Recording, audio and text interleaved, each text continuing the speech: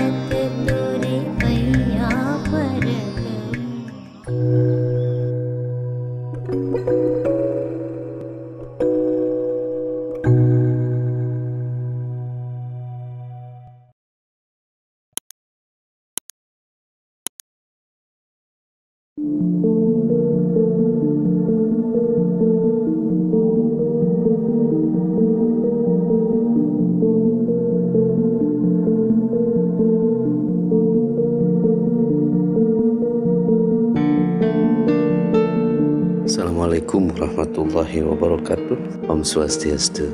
Akhir-akhir ini saya menyadari bahwa saya sejak lahir berbeda.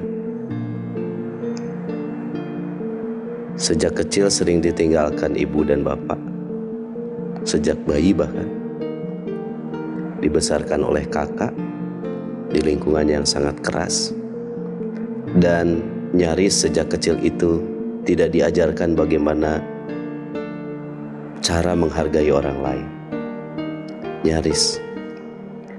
Sejak kecil saya mencari diri saya sendiri dan gak tahu bagaimana selalu Tuhan itu menarik saya ke hal-hal yang spiritual. Dan lingkungan saya selalu menyatakan saya aneh. Seperti anak-anak remaja yang frustasi. Saya tak pernah dihargai. Saya tidak bisa menjadi diri saya dan selalu orang tua menginginkan saya menjadi orang yang seperti orang tua mau. Dan itu bentrok terus sampai saya menikah. Saya merasa diri saya kok tidak otentik. Saya menyukai hal-hal yang sangat spiritual, tapi saya tidak suka dengan dogma. Tetapi lagi-lagi inner child yang ada di diri saya itu selalu merindukan penghormatan dan penghargaan. Sehingga ketika saya berada di baik secara ekonomi saya stable, secara keilmuan secara pendidikan saya juga tinggi, akhirnya ego yang muncul. Dan saya datang ke sini adalah saya ingin belajar mendidik ego saya. Ketika saya melihat Pasraman Bali Eling Spirit, saya melihat ada sosok yang terus terang saja, saya bilang, "Pak, didik saya, Pak." Itu aja. Mungkin kalau apa yang ingin dibuang saya tidak perlu cerita, karena istri saya juga cerita, itu yang harus saya buang.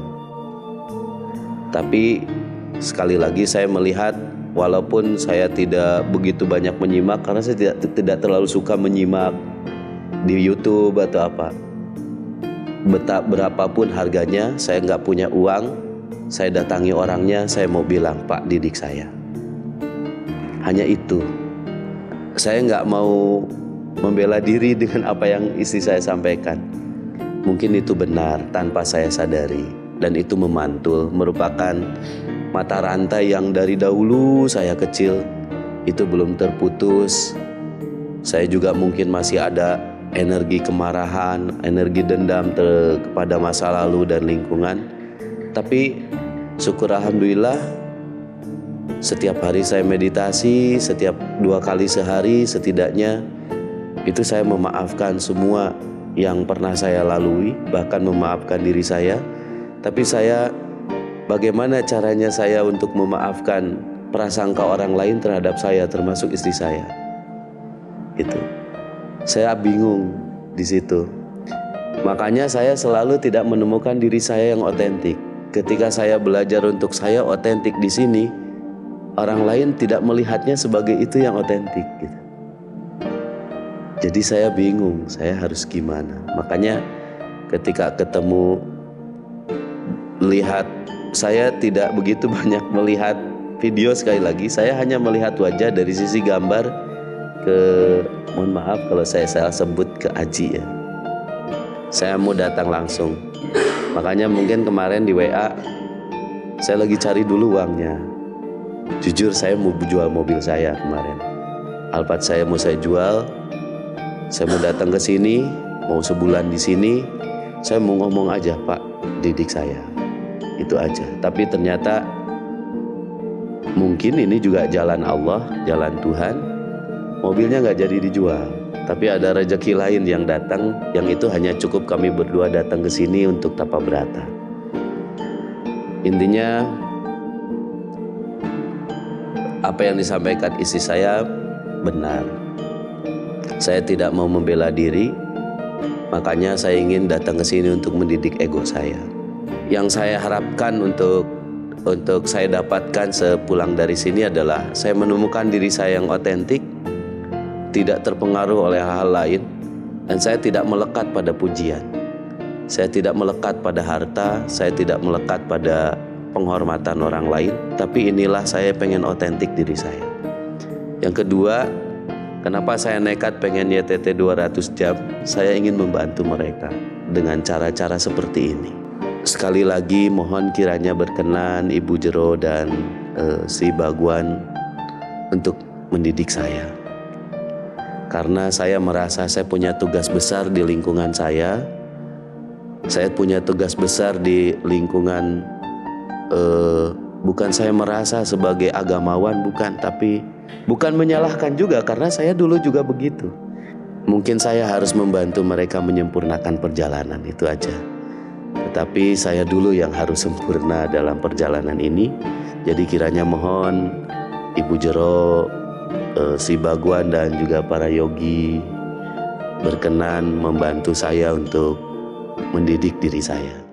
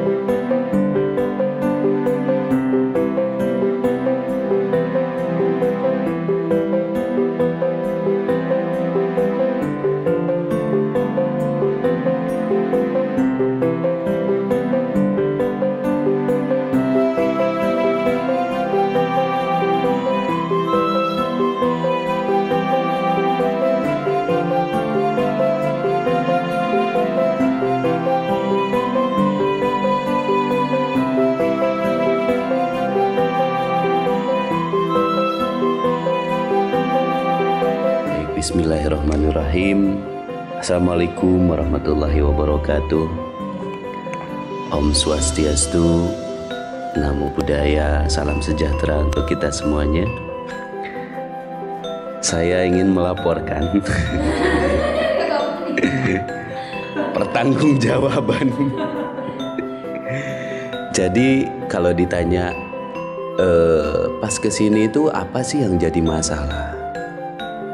Masalah saya ternyata adalah saya bingung dengan fungsi dan tugas saya. Saya menyadari saya dititipi lilin spiritual ini sejak kecil, baru kemarin 4 tahun lalu. Kemudian saya bingung, saya harus ngapain? Saya cari guru ke sana, gurunya malah bilang, Akang itu jauh lebih tahu dari saya. Saya cari guru ke sini, gurunya juga bilang saya kurang layak. Gue cari tahu guru sana. Tapi dari situ saya mulai menyadari bahwa saya ternyata dititipi lilin spiritual yang entah dari leluhur atau bagaimana saya hadir di sini. Nah, selama 4 hari berada di Pasraman, mengalami pencerahan dan kesadaran yang lebih baik dari sebelumnya terkait fungsi dan tugas saya. Sebelumnya saya menikmati pencerahan spiritual ini untuk diri sendiri. Makanya muncullah curhatan istri. Saya sibuk dengan dirinya sendiri gitu. Padahal itu sedang bingung, saya harus ngapain dengan sesuatu yang bernilai ini, saya harus ngapain ya, kecuali ya udahlah nikmati sendiri gitu. Tetapi kini saya sadar anugerah cahaya dari lilin spiritual ini harus saya bagikan kepada orang lain, terutama kepada istri dan anak-anak yang saya cintai. Tugas saya menjadi semakin jelas, yaitu sebagai hamba Allah Subhanahu wa Ta'ala yang dititipi lilin spiritual untuk melayani Allah dengan cara melayani semesta, terutama melayani keluarga dan lingkungan tempat saya tinggal. Kesadaran spiritual ini saya peroleh di sini, yang merupakan anugerah yang harus saya jaga dan pertahankan dengan cara melatih diri supaya saya bisa terus disiplin, karena saya, istri, anak-anak, bahkan semua orang layak berbahagia dengan kehadiran saya. Sekarang saya sadar bahwa saya bernilai.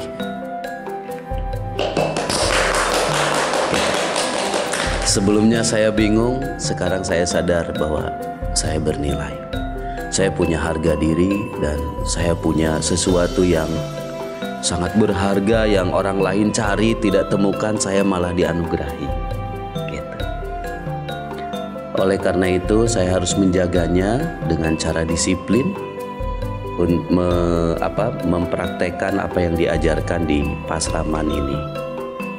Izinkan saya membaca sebuah puisi. Yes.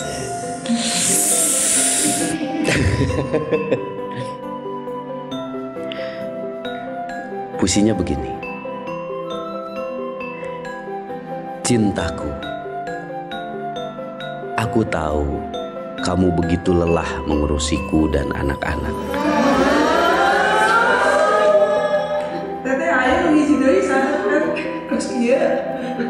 Di hari-hari yang lalu, berjuta bingung berlapis-lapis. Dirimu mencoba memahamiku, tapi dirimu merasa selalu gagal. Cintaku, percayalah, suatu saat kamu pasti akan memahami. Dan di hari yang paling berharga, kamu berada di Pasraman ini denganku sebagai hadiah ulang tahunmu. Happy birthday and I love you.